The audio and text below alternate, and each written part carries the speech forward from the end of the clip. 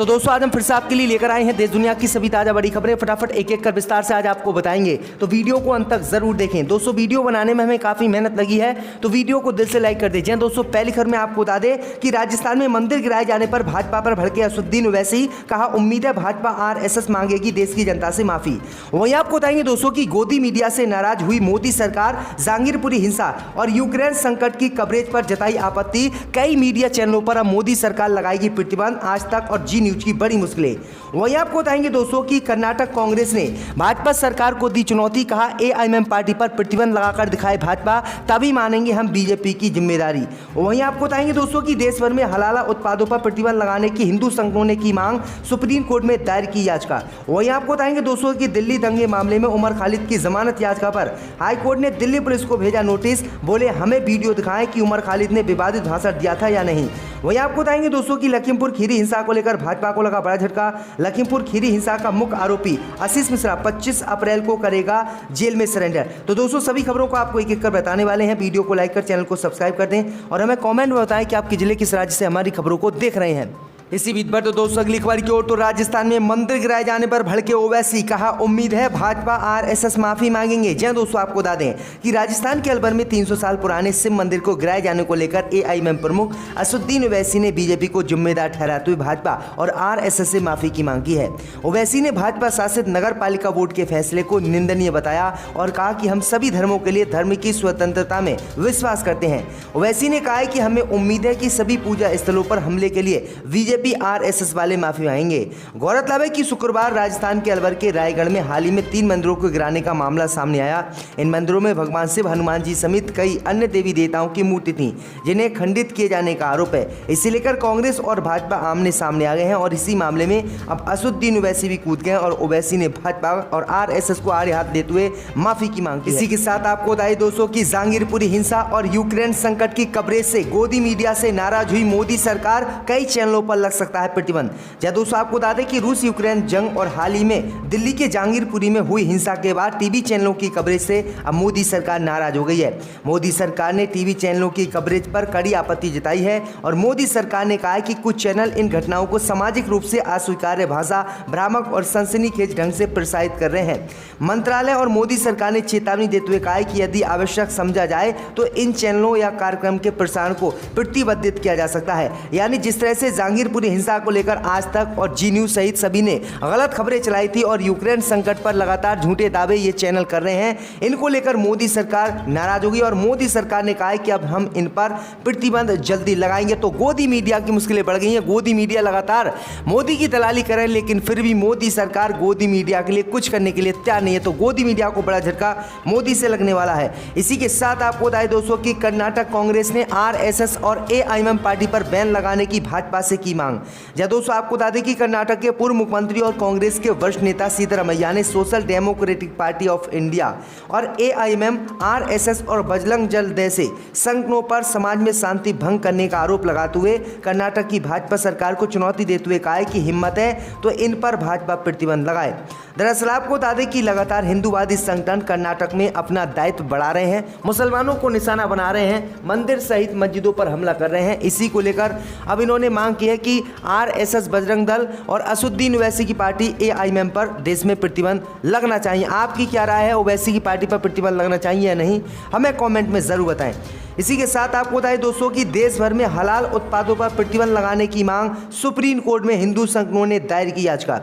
दोस्तों आपको बता दें कि सुप्रीम कोर्ट में हलाल प्रमाणित उत्पादों पर राष्ट्रव्यापी प्रतिबंध लगाने और हलाल प्रमाण पत्र वापस लेने की मांग करते हुए जनहित याचिका दायर की गई है।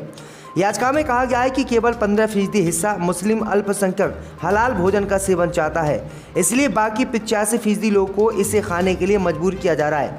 याचिकाकर्ता के अनुसार ये संविधान के अनुच्छेद 14 और 21 के तहत मौलिक अधिकारों का उल्लंघन है।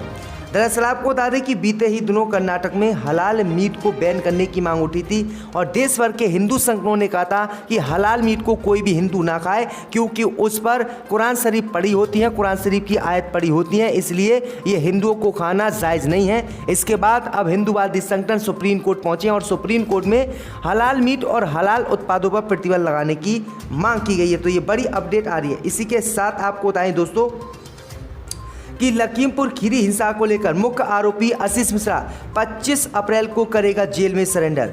दोस्तों आपको बता दें कि लखीमपुर खीरी हिंसा को लेकर भाजपा को पहले से ही बड़ा झटका लग गया है।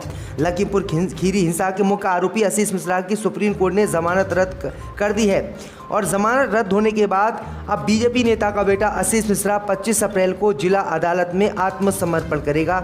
सुप्रीम कोर्ट से जमानत आदेश रद्द होने के बाद आशीष मिश्रा मोनू को एक सप्ताह की मोहलत मिली थी, जो 25 अप्रैल सोमवार को ख़त्म हो जाएगी और 25 अप्रैल को शाम को ही ये जो है जेल में जो है अपना करेगा। इसी के साथ आपको बताएं दोस्तों कि भगवान राम का कार्टून बनाकर सोशल मीडिया पर किया अपलोड तो व्यक्ति हुआ गिरफ्तार। दोस्तों आपको बता दें बड़ी खबर सामने निकल कर आई दोस्तों कि लुधियाना के टिब्बा थाने में सोमवार की दोपहर को उस समय माहौल तनावपूर्ण हो गया जब सोशल मीडिया फेसबुक पर मर्यादा भगवान राम के खिलाफ कार्टून बनाकर डालने के मामले में पुलिस द्वारा शिरोमणि अकाली दल के मुस्लिम विंग के पंजाब प्रधान फुरकान कुरैशी उर्फ बबलू कुरैशी को थाने बुलाया गया। वहाँ हिंदू संगठन इकट्ठा हो गए। इस दौरान पुलिस के सामने ही दोनों पक्षों के लोग आमने सामने हो गए। थाने के अंदर काफ़ी कहासुनी हुई और बात हाथापाई तक पहुंच गई। पुलिस थाना दोनों पक्षों को शांत कराने में लगा रहा। इस दौरान मुस्लिम नेता बबलू कुरैशी नीचे लेट गया और खुद दीवार पर लटक कर मारकर खुद को घायल कर लिया और शोर मचाने लगे। हिंदू संगठनों की तरफ से भी उस पर हमला किया, जिसके बाद इसको गिरफ्तार कर लिया गया। तो ये बड़ी अपडेट आई दोस्तों कि जिस तरह से मुसलमानों के खिलाफ विवादित नारे लगाए जाते हैं, विवादित कार्टून बनाए जाते हैं, लेकिन तब कोई भी कार्रवाई नहीं की जाती है। लेकिन अगर कोई मुसलमान किसी के खिलाफ कार्टून बना देता है तो किस तरह से उसे भारत में प्रोटेक्ट किया जाता है। इसी के साथ आपको बताएं दोस्तों कि दिल्ली दंगों के मामले में उमर खालिद की जमानत याचिका पर हाई कोर्ट ने दिल्ली पुलिस को भेजा नोटिस। दोस्तों आपको बता दें कि दिल्ली उच्च न्यायालय ने शुक्रवार को कहा कि उमर खालिद द्वारा दिया गया भाषण अप्रिय और प्रथम दृष्टा स्वीकार नहीं था। ये भाषण फरवरी 2020 के नागरिकता संशोधन कानून दिल्ली दंगों के पीछे एक बड़ी साजिश के तहत उनके खिलाफ आधार बनाया गया था। लेकिन आपको बता दें कि दिल्ली पुलिस ने आरोप लगाया था दिल्ली हिंसा में उमर खालिद ने अहम भूमिका निभाई थी और इसलिए उमर खालिद को जेल में डलना चाहिए, इस पर NIC भी लगना चाहिए। लेकिन आपको बता दें कि अब याचिका दायर करते हुए उमर खालिद ने जमानत मांगी है। अब जमानत पर सुनवाई करते हुए दिल्ली उच्च न्यायालय ने दिल्ली पुलिस को नोटिस भेजा है और कहा है कि आप हमें सबूत इकट्ठा करके दीजिएगा कि इन्होंने जो भाषण दिया था वो वास्तव में भड़काऊ था या फिर नहीं था। इसी के साथ आपको बता दें कि साध्वी का बड़ा बयान, कहा 4 बच्चे पैदा करें हिंदू, 2 RSS और 2 विश्व हिंदू परिषद को सौंपे। दोस्तों आपको बता दें कि साध्वी श्रीतभरा ने बड़ा बयान देते हुए हिंदुओं से 2 बच्चों की सोच से बाहर आकर कम से कम 4 बच्चे पैदा करने का आह्वान किया है। साध्वी ने कहा है कि हर हिंदू को अब 4 बच्चे पैदा करने चाहिए। इनमें से 2 बच्चे परिवार और बारों के लिए रखे जाने चाहिए, 2 राष्ट्रीय स्वयंसेवक को दिए जाने चाहिए और 2 विश्व हिंदू परिषद को सौंप देने चाहिए ताकि वह राष्ट्र यज्ञ में योगदान दे सकें और हमारे लिए राष्ट्र सर्वोपरि होना चाहिए। लेकिन आपको बता दें कि जहाँ हिंदूवादी संगठन लगातार भारत में जो है जनसंख्या नियंत्रण कानून की मांग कर रहे हैं, लेकिन एक तरफ हिंदू संगठन ये पगला गए हैं और हिंदू संगठन लगातार देश में बच्चे पैदा करने की मांग हिंदुओं से कर रहे हैं। इसी के साथ आपको बताएं दोस्तों कि बीजेपी को लगा बड़ा झटका, लालू यादव को राहत, चारा घोटाले से जुड़े केस में झारखंड हाई कोर्ट से मिली जमानत। दोस्तों आपको बता दें कि लालू यादव को लेकर बीजेपी को आज बड़ा झटका लगा है। राष्ट्रीय जनता दल के राष्ट्रीय अध्यक्ष लालू प्रसाद यादव को झारखंड हाई कोर्ट में बड़ी राहत मिली है। चारा घोटाले से जुड़े डोरांडा ट्रेजेडी से अवैध निकासी के मामले में सजा काट रहे लालू यादव को जमानत कोर्ट ने दे दी है। पूरा मामला डोरांड कोषागार से 139 करोड़ रुपए की निकासी से जुड़ा हुआ है। शुक्रवार को सुनवाई करते हुए लालू प्रसाद यादव को झारखंड हाईकोर्ट ने जमानत दे दी। लालू यादव के वकील ने बताया है कि उन्हें आधी सजा काट लेने और स्वास्थ्य के मुद्दों पर उनको जमानत दी गई है, उनको जल्दी रिहा कर दिया जाएगा। उनके वकील का कहना है कि उन्हें 1 लाख रुपये की जमानत राशि और 10 लाख रुपये जुर्माना जमा भी करना होगा। तो ये बड़ी अपडेट आई दोस्तों कि लालू यादव अब जेल से बाहर आने वाले हैं और उन्हें जमानत मिल गई, जो बीजेपी के लिए बहुत बड़ा झटका बिहार में माना जा रहा है। इसी के साथ आपको बताएं दोस्तों कि मनी लॉन्ड्रिंग केस में सुप्रीम कोर्ट ने नवाब मलिक की जमानत याचिका पर सुनवाई से किया इनकार। दोस्तों आपको बता दें कि सुप्रीम कोर्ट ने एनसीपी नेता नवाब मलिक को बड़ा झटका लगा दिया है।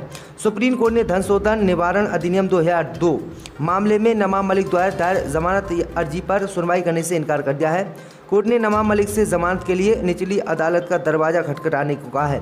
मीडिया रिपोर्ट के अनुसार जमानत याचिका को खारिज करते हुए न्यायमूर्ति DY चंद्रचूड़ ने कहा है कि ये एक बहुत ही प्रारंभिक चरण है, हमारा हस्तक्षेप उचित नहीं होगा, आप उपयुक्त अदालत में जमानत के लिए आवेदन कर सकते हैं। वहीं नवाब मलिक के वकील कपिल सिब्बल ने जवाब दिया कि हाईकोर्ट ने टिप्पणी की थी और जांच की कोई ज़रूरत नहीं थी, लेकिन सॉलिसिटर जनरल ने कहा है कि ऐसा कोई अवलेहन नहीं है। यानी इन्होंने बीजेपी के खिलाफ महाराष्ट्र में मोर्चा खोला तो अब भाजपा ने इन्हें बंद करवा दिया।